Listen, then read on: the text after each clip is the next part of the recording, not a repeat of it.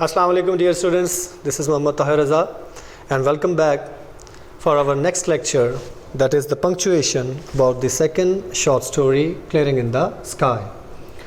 उसकी मैंने आपके सामने कुछ अनपंक्चुएट लाइंस रखनी हैं और देन उनको पंक्चुएट करना है। सबसे पहले मैं आपको दोबारा उसी तरीके से अनपंक्चुएट लाइंस की तरफ फोकस करवाऊंगा जो आपको उस शॉर्ट स्टोरी की एक्सरसाइज की टेक्स्ट में मिल जाएगी।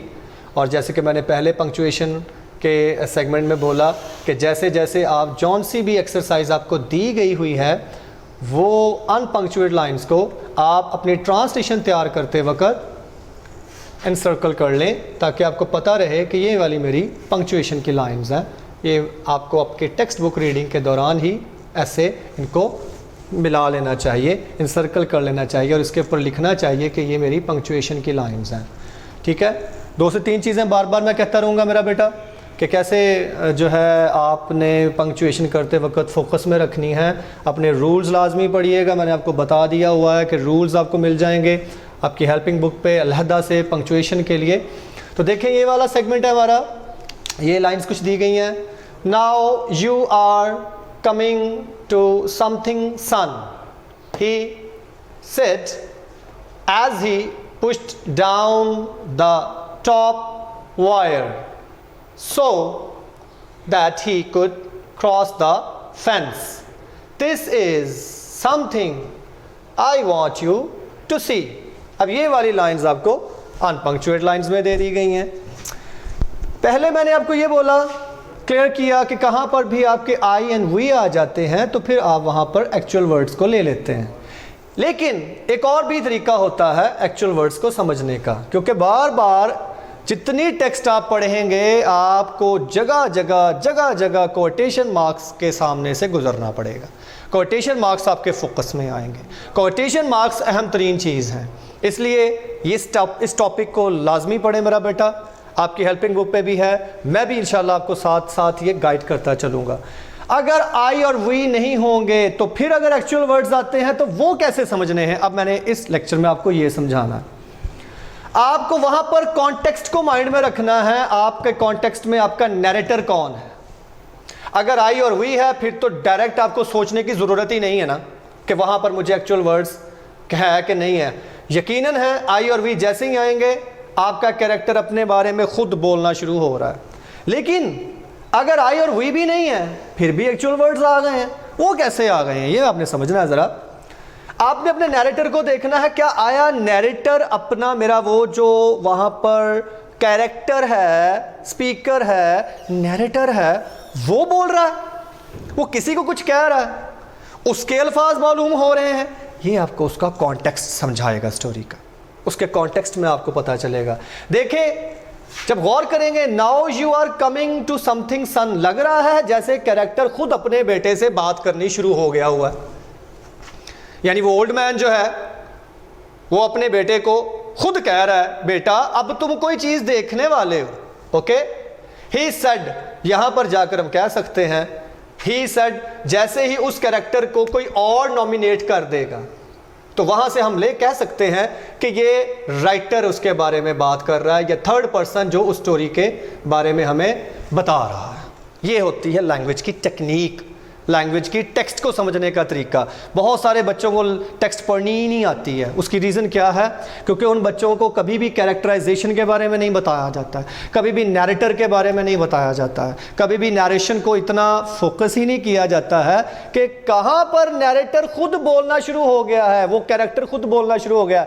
Mister Stewart said I am afraid, पहले लेक्चर में मैंने उसने कहा mister Stewart said I am afraid. Mister Stewart किसके बारे में कह रहा है? अपने बारे में कह रहा है, आई एम अफ्रेड। अब ये वाली उसकी बात किधर चली गई? आपकी कोटेशन मार्क्स के अंदर चली गई। नहीं लगाएंगे गलती कंसीडर हो जाएगी। ठीक है, लेकिन दूसरी स्टोरी में आई और वी की बात कम है, लेकिन यहां पे कैरेक्टर खुद अपने कॉन्टेक्स्ट में रहते हुए दूसरे कैरेक्टर से बात करनी शुरू हो गया है। देखें दोबारा, now you are coming to something son. अब मुझे इतना पता है यहां पर राइटर नहीं बोल रहा है, यहां पे राइटर नहीं बोल रहा है, यहां पे वो कैरेक्टर खुद बोल रहा है। अपने बेटे को कह रहा है, हाँ बेटा अब तुम किसी चीज़ को देखने वाले हो, किसी चीज़ की तरफ आने वाले हो। कब कहता है? जब वो अपने बेटे को पहाड़ की चोटी पर ले जाता है और वहाँ पर जो उसने बाड़ लगाई हुई है, फेंस लगाई हुई है, जो प्लांटेशन की हुई है टोमेटोज़ की, पोटैटोज़ की, यैम्स की वगैरह वगैरह, वो मेरा बेटा अब उसके बारे में खुद अपने बेटे को बता रहा है। गौर करें, समथिंग सन, ही सेड। जब भी आप लैंग्वेज में मेरा बेटा he said, they said, we said वगैरह, वी सेड नहीं sorry, he said, they said, इस तरह का कोई सेंटेंस होगा तो वहां पर हमने थोड़ा सा आइडिया लेना शुरू कर देना। अब नैरेटर नहीं बोल रहा है, अब नैरेटर नहीं बोल रहा है, अब कोई थर्ड पर्सन जो मुझे कहानी सुना रहा था या जिसने कहानी शुरू की हुई है, शायद वो मुझे कह रहा है एज ही। अब ये ही कौन है? वही ओल्ड मैन है। यहां से भी मुझे पता चल रहा है ये कैरेक्टर खुद नहीं बोल रहा है, अब इस कैरेक्टर को नॉमिनेट कर रहा है, राइटर कर रहा है। एज ही पुश्ड डाउन, जैसे ही उसने दबाया, किसको? ऑफेंस जो लगी हुई थी, वो जो बाढ़ लगी हुई थी, उसने क्या किया? उसको दबाया। मुझे ये इंफॉर्मेशन कौन दे रहा है? ये इंफॉर्मेटिव सेंटेंस है। एज ही पुश्ड डाउन, ये इंफॉर्मेटिव सेंटेंस है, मुझे पता नहीं है, मुझे तो कोई बता रहा है कि बूढ़े ने ऐसा किया है। हाँ, as he pushed down the top wire, वो ऊपर वाली वायर को, ऊपर वाली तार जो उसको लगी हुई थी, रस्सी जो भी कुछ लगा था, जैसे उसने उसको नीचे दबाया, सो दैट ही कुड। अब जहां जहां थर्ड पर्सन देखते जाएंगे वहां पर आपने ये आइडिया लेना है मेरा बेटा कि ये कुछ थर्ड पर्सन ही मुझे कहानी सुना भी रहा है।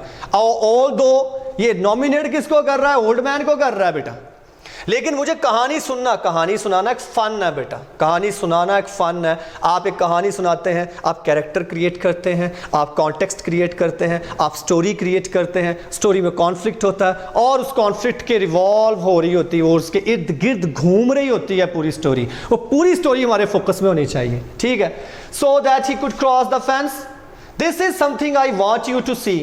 लग नहीं रहा यहां पर से लेकर इतनी सी बात, फिर कोई बंदा बात करनी शुरू हो गया, फिर उस अपने बेटे को वो बता रहा है दिस इज समथिंग, ये कुछ एक ऐसी चीज है, आई वॉन्ट यू टू सी।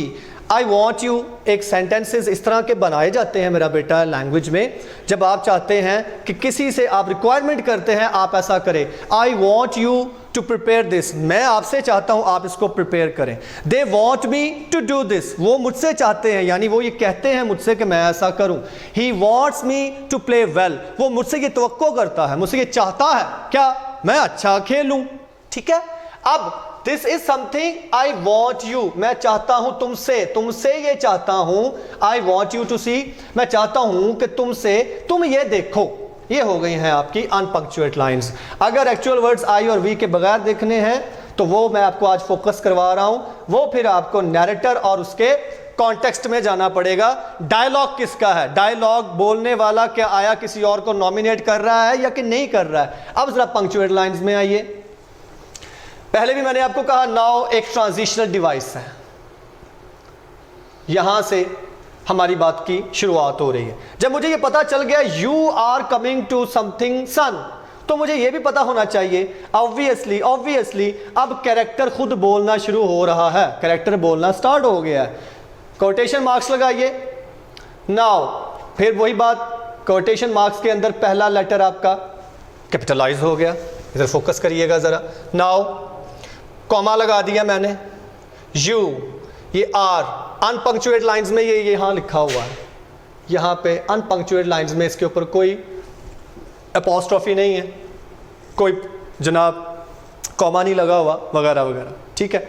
लेकिन चूंकि मुझे पता है कॉन्ट्रैक्शन की लैंग्वेज में 3 लेटर्स वाली जो है हेल्पिंग वर्ब मेरा बेटा, ठीक है, 3 लेटर्स के मुश्तमिल जो हेल्पिंग वर्ब है उसके ऊपर अपॉस्ट्रोफी लगा के ऐसे आर, ये ऐसे बन जाएगा जैसे मैंने ये लिखा भी हुआ है, गौर करें ज़रा ये। लेकिन आर पूरा नहीं लिखना, आपने आइडिया देना है एग्जामिनर को कि मुझे पंक्चुएशन का रूल पता है, ठीक है, और मैं वैसे ही कर रहा हूं। मैंने क्या कर दिया, इसके ऊपर ये छोटी सी एक अपॉस्ट्रोफी लगा दी है। यू आर कॉन्ट्रैक्शन की लैंग्वेज में मैं ले गया हूं उसको। Now you are coming to something, फिर कोटेशन मार्क्स लगे हैं, फुल स्टॉप नहीं लगा। जब आप फुल स्टॉप नहीं लगाएंगे, कॉमा लगाएंगे, तो इसका मतलब क्या है, बात आपकी खत्म नहीं हुई। कोटेशन मार्क्स के नीचे फुल स्टॉप लगा होगा, हम आपके सेंटेंस की कंप्लीशन समझते हैं। कोटेशन मार्क्स के नीचे कॉमा लगा होगा, हम समझेंगे अभी आपका सेंटेंस जारी है। दोबारा रिपीट करता हूं, कोटेशन मार्क्स के नीचे फुल स्टॉप लगा हो यहाँ पर तो सेंटेंस कंप्लीशन समझी जाती है, लेकिन अगर कोटेशन मार्क्स के नीचे कॉमा लगा हो सेंटेंस कंप्लीशन नहीं समझी जाती, सेंटेंस अभी आगे बढ़ रहा है, जा रहा है। Now you are coming to something son, ये कह के आपने यहां पर कोटेशन मार्क्स लगाए, फिर कॉमा लगाया। he said as he pushed down the top wire, so चुनाचे ताके he could cross the fence। ये सारा सेंटेंस जो आपका चला, ये मेरा पुत्र यहाँ पे जाके वाइंड अप हो गया, यहाँ पे ये कंप्लीट हो गया। अब आपकी यहाँ तक की बात जो यहाँ से शुरू हुई थी, हमने कंसीडर की जाके कहाँ पे, वो यहाँ पे जाके फुल स्टॉप लगने से कंप्लीट हो गई है। This is something I want you to see. फिर लग रहा है राइटर बोल, आप खुद सोचें कौन बोल रहा है? राइटर बोल रहा है। राइटर ने तो नहीं अपने बेटे को कहा हुआ, लेकिन ये लग रहा है कि ये डायलॉग किसी कैरेक्टर का है। अब कॉन्टेक्स्ट में आपको पता चल गया है, कॉन्टेक्स्ट में आपको पता चलेगा कि ये वाला जो कैरेक्टर है ना, ये किसी दूसरे कैरेक्टर को अपने हकीकी अल्फाज से, अपने एक्चुअल वर्ड से नॉमिनेट कर रहा है, बुला रहा है। क्या जी? दिस इज, फिर वही बात आई, कोटेशन मार्क्स पहले लगाए आपने, टी कैपिटलाइज किया आपने, this is something I want you to see, exclamation sign आपने दिया उसकी, क्योंकि थोड़ी सी एक्साइटमेंट है उस अपनी चीज़ को, अपने कारनामे को दिखाने के लिए, उसको थोड़ा सा वो खुश है, एक्साइटेड है, ठीक है। एक्सक्लामेशन साइन लगाते हैं आप, और फिर आप कोटेशन मार्क्स को वहाँ पे क्लोज कर देते हैं। एक बात जहन में रखिएगा मेरा बेटा, जहाँ कहीं भी एक्सक्लामेटरी सेंटेंस होता है उसके बाद फुल स्टॉप नहीं लगाया जाता। जहाँ कहीं को आगे इंटेरोगेटिव सेंटेंस होता है, उसके आगे इंटेरोगेटिव सेंटेंस के आगे दोबारा कभी फुल स्टॉप नहीं लगाया जाता है। ये रूल होता है। जिस सेंटेंस को हम इंटेरोगेटिव सेंटेंस कहते हैं, व्हाट आर यू डूइंग, मिसाल है, अब इसके आगे क्वेश्चन साइन लगाएंगे, कभी फुल स्टॉप नहीं लगेगा, क्योंकि ये इंटेरोगेटिव सेंटेंस है। जहाँ कहीं एक्सक्लामेशन आ जाए या जहाँ कहीं इंटेरोगेशन साइन आ जाए मेरा बेटा, उसके बाद फुल स्टॉप नहीं लगाया जाता, बल्कि आपने क्या किया है, कोटेशन मार्क्स को वहाँ पे क्लोज कर दिया है। तो ये मेरा बेटा, ये एक्टिविटी आपकी राइटिंग को निखारेगी। मैं बार बार कह रहा हूँ, क्या करेगी? आपकी राइटिंग को निखारेगी। एग्जामिनर समझेगा बच्चे ने रूल पढ़े हुए हैं। और एक बात और ज़हन में रखिएगा, जितनी शॉर्ट स्टोरीज़ की एक्सरसाइजेज हैं पंक्चुएशन के रिलेटेड, या कोई जो प्ले की 2-1 एक्सरसाइजेज हैं, वहाँ से आमतौर पर पेपर में आने का एक चांस होता है, पर ज़रूरी नहीं है। कोई भी सेंटेंस, 1.5 सेंटेंस, 2 सेंटेंसेस उठा के आपको एग्जामिनर दे सकता है। वो बच्चा कर पाता है, पिछले 2 साल से या 3 साल से हो रहा है कि इन एक्सरसाइजेज में से नहीं आया। वजह, क्योंकि टेक्स्ट इज़ एवरीथिंग, यही तो हमारा एक मोटो है इंग्लिश को लेकर। तो आपको रूल्स लाजमी पढ़ने चाहिए। मैं तो साथ साथ रूल्स आपको साथ साथ क्लियर भी कर रहा हूँ। क्वेश्चन जो है इंटरोगेटिव साइन की आज मैंने बात कर ली, एक्सक्लेमेशन साइन की मैंने आपसे बात कर ली मेरा बेटा।